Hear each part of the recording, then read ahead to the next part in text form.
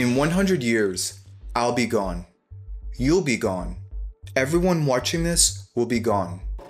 But our data, that will still be alive. It will hum in empty buildings no one visits anymore. Fans spinning like lungs that never learned how to stop. Inside, our photos, our messages, our late night searches no one was supposed to see. We thought we were saving memories, but really, we were saving ourselves. And the system that promised to hold them never learned to let go. Every generation leaves something behind. Ours left everything. We post, we back up, we archive, we trade silence for storage.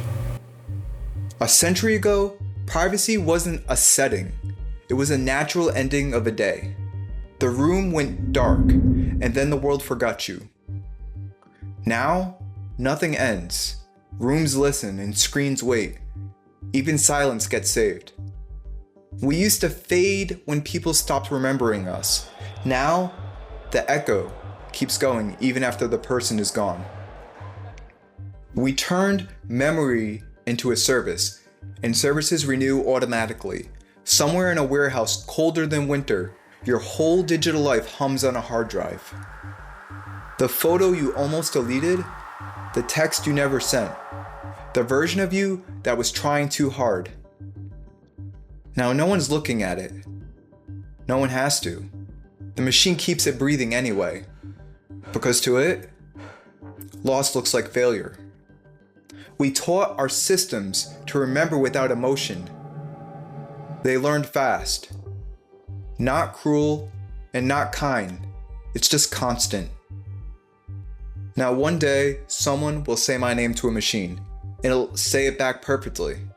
It'll show my best photo. The one where I looked confident, but wasn't. It'll offer to play my voice. And what they'll hear will sound like me. Almost. Because it's not memory, it's mimicry. It'll know what I said, but never why. And when that copy speaks for me, it'll sound sure of itself. But certainty without understanding is just noise, pretending to cure. We used to trust time to clean things up. Paper faded. Stories softened. Mistakes dissolved into memory. Now nothing fades. Even regret has a restore button. A script will one day move my old files to a new format, and it won't know that one of those names was mine. And that's the new afterlife, a backup that never ends.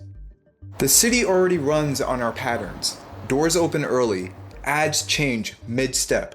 The world anticipates us before we actually act. And it's convenient until you realize convenience doesn't forgive. It remembers everything, especially what we wanted to forget. I once tried to delete an old photo, nothing special, just me and someone I really don't talk to anymore. The app asked, "Are you sure?" And I said, "Yeah." A few weeks later, it brought it back. "Here's a memory for you, one that you might like."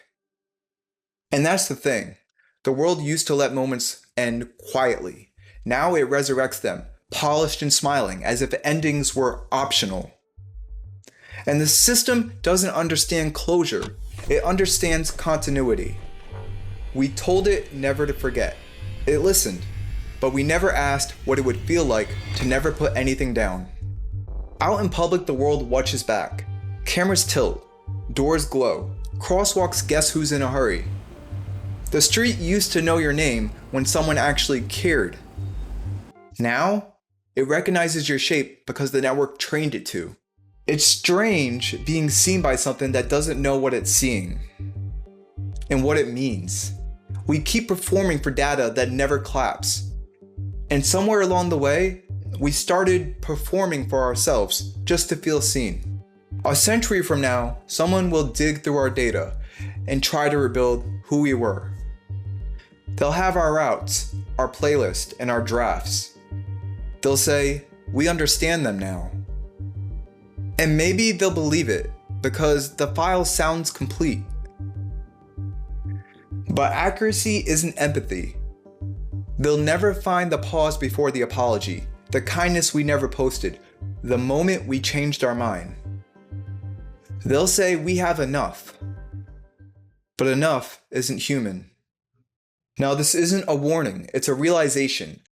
We built a world that remembers too much and forgot how to forget. The copies will outlast the meaning. The echo will outlive the story. And maybe that's okay. Maybe remembering everything will finally teach us what matters.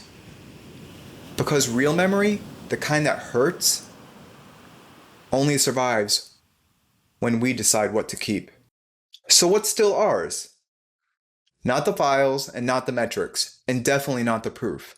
What's ours is the space between uploads, the seconds no one sees, the breath that never got recorded. The right to let something end, to forget on purpose, to live without an audience. We won't be here in 100 years. They won't know my name.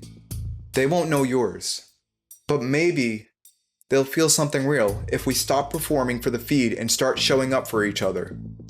Because not every echo needs an audience, and not every memory needs to last forever.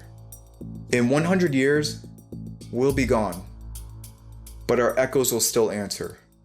Cleanly, confidently, for as long as the power holds, to no one in particular. Thanks for watching.